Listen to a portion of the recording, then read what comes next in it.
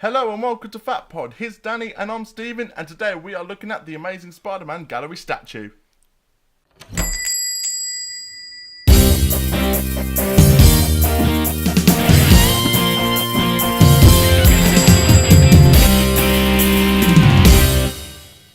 Right guys, we're checking out the Amazing Spider-Man Diamond Select Toys gallery diorama.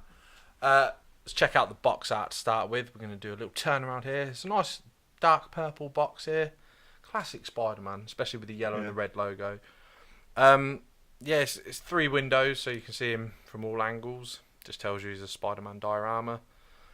We do have a blurb on the back. I think it's called a blurb. I always hate that. You know when you see... blurb or... Blurb. I'll quickly read this for you.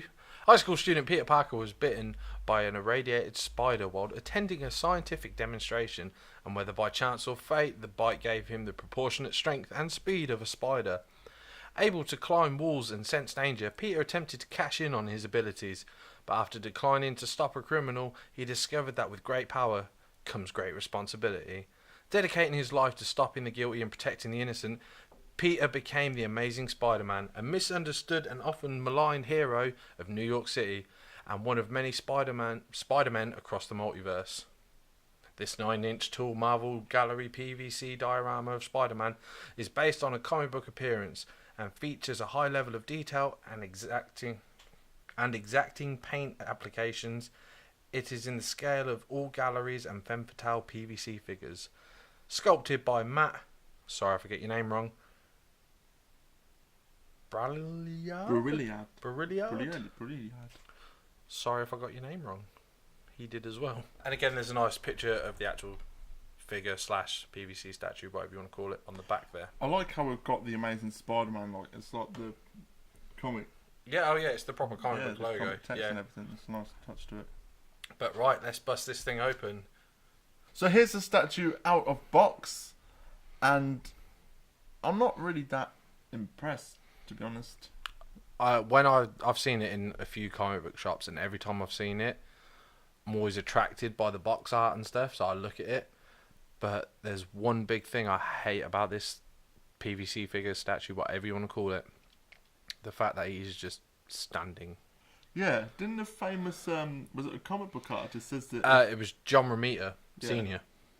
He turned around and said that if you do Spider-Man standing up like this, you've wasted the character, because Spider-Man's one of these people that can be in all sorts of poses and positions that it's a waste of the character to just have him stood there. And it really does feel like that.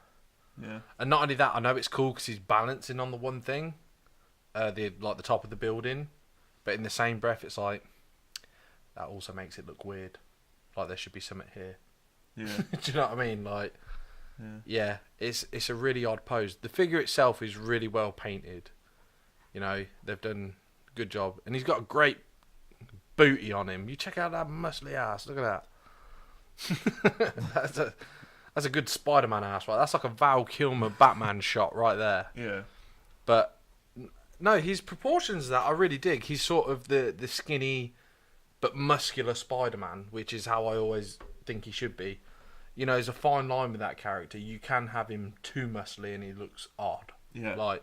So no, I think it's great. The blues and the reds are really nice. I love the eye size. They've done the spider quite well as well on the back and the front. Yes. I'm a big fan of that version of the spider on the back. Just the big red circle with the 8 legs coming off it. I think the spider is a little bit high on his chest. Just a little bit. A little bit too high on his chest. But his pose is the thing that really bugs me about it. Get it? Bugs? No, don't worry. Yeah, he's just stood really weird. Like, even to have his hand like that. Yeah.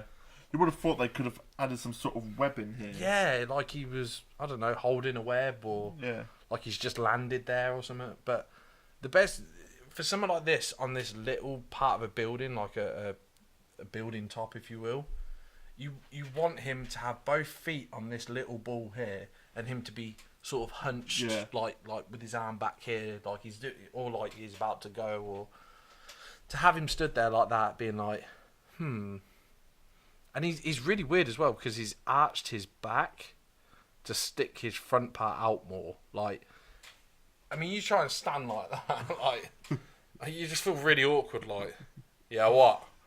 I got a bad neck, and what? Do you know what I mean? Like, yeah, it just seems really odd. With this leg being off, it feels like it will snap. Yeah. Like if you catch it on something, that's gone. Yeah, and it probably would go right up to like about there. But the webbing, they've done a really good job on the webbing. Like, it's fairly neat for what it is. I mean, how much does this set you back? 40, 45? Yeah. I think so. See, they're really good for £45 pieces. Do you know what I mean? But I just wish he was in a different pose. Like, yeah, this pose is just not doing it for me. And he might have a bit too much butt crack. Yeah. Like, they could have maybe gone over that a bit so it was a bit flatter. Because he does genuinely... It's like what someone said about comic book heroes before. They are just naked people painted different colours. Like, that's how they always draw them in the comics. Like, they're just naked people. But, yeah, there's not a whole lot I can say about this. The hand position's really weird for me. Especially, you think you'd want him in some sort of web pose or even holding, like you said, some web. But for him to just stand there on the top of this building's a bit odd. And the paint application down here is a bit... Yeah, that's a bit dodgy, isn't it? Yeah, I don't know if you can get that there, but some of this beige, browny colour paint is spilt onto his foot and a bit of the red spilt onto this, so there's a bit of laziness going on there. With the webbing, though, in terms of painting the black on the webbing, they've done it really well, but some parts have faded. Yeah. So you just get like this... like indent or... Yeah, because all the webs are indented. It's what they do on the Spider-Man figures now. All webs are indented, and you can tell if they're lazy or not because they'll do, like I've said before, they'll do the old boot polish trick where they'll polish it all black and then rub off the excess because all that black ink has gone into the cracks and the nooks and crannies of whatever. But yeah, that's why you can see a bit of a build-up there in some of the dents and stuff. Yeah. But it looks cool because it looks like the suit's been worn a lot, and you know, Peter made this suit. If you go by comic book lore, you know he didn't get Tony Stark to make it for him. But so I guess that's cool that he can't afford to keep updating his suit because he's broke. It's like you said with the eyes, that they've got a 3D, just a slight little... I always imagined they were lenses as well, like. But I love. I think the eye size is spot on because there's a fine line with Spider-Man. You can do him too small and it looks off. You can do him too big and it's Todd McFarlane country. Like Todd McFarlane, I don't know if you know Todd McFarlane. He was, he's famous for being one of the men who come up with Image Comics. Spawn, if you've ever heard of Spawn, he created Spawn. He's a fantastic artist. He created the spaghetti webbing as we all know it now.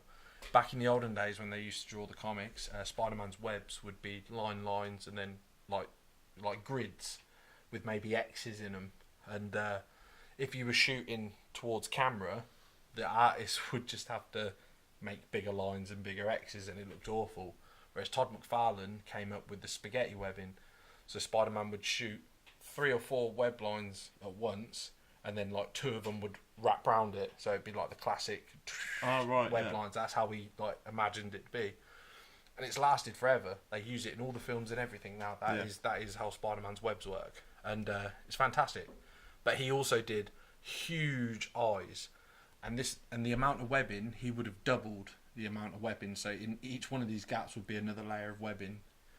We'll throw some pictures up there for you guys to see, like Todd McFarlane's art. But he was a great artist. But yeah, I don't think if you had all them webs that he did, I imagine that'd be very muddy. There'd be barely any red. Like, it would be really ruined. But there's nothing against him. To me, it's a more modern take, but it's very John Romita Sr., like classic blue. I know Steve Ditko's the original man, but Steve Ditko's Spider-Man had a lot of blacks on him, like especially in the blue areas. It was mainly black with like a blue highlight. When John Romita finally took over, he copied Steve Ditko's style for X amount of issues and then slowly transitioned the audience into his style. So they didn't feel like all of a sudden it was just a big change. Yeah. And this feels like a very classic sort of John Romita Senior piece. But I love it. If ever you sell it, I would definitely take it. But for my money, if I wanted one, I'd try and look for one where he's in more of a crouch pose. And I just think it's better use of the character. than him just stood there. What do you think about this? This is your piece. Yeah, it was like you said. It's just he should have been in more of a pose. Like even if there was like a cool arch bit here, and he was just like said there was a building here, and he was like jumping off. You know the XM Studios where he was holding Mary Jane. You've got the big Daily Bugle. Yeah. Like if they had something like that there. Yeah, they definitely could have made half a wall and just sort of had one hand and a leg on it, like that, like he was about to do. That'd look good. Yeah. You know, there's so many different. Even if he was upside down, like it is on his web, and they made some sort of cool base, so you could stand him and he's upside down. That would look awesome. But to have him just stood there, like, I mean, it looks like he's missing like a young child, doesn't he? Like, come on, kid, let's go. Do you know what would be cool if they had a lamppost and he was just holding onto the lamppost? Even that, something nice and simple, cool. A flagpole, anything, would have been good. Again, the building, I guess it's like the top of. It looks like kind of the top of a church, but I've not been to New York, so I couldn't tell you what the top of the buildings are like. But because there's no way these are windows. Yeah, definitely. I mean, even Tom Holland would struggle getting into them. But yeah, I dig it. It's a cool piece, but it's not posed well. The pose is wasted. Yeah. So what do you guys think of this piece? Do you like it? Is there any poses that you want to see him in? Let us know in the comment section below, and don't forget to check out our other videos. So please like, comment and subscribe, and we'll catch you in the next one. See you later.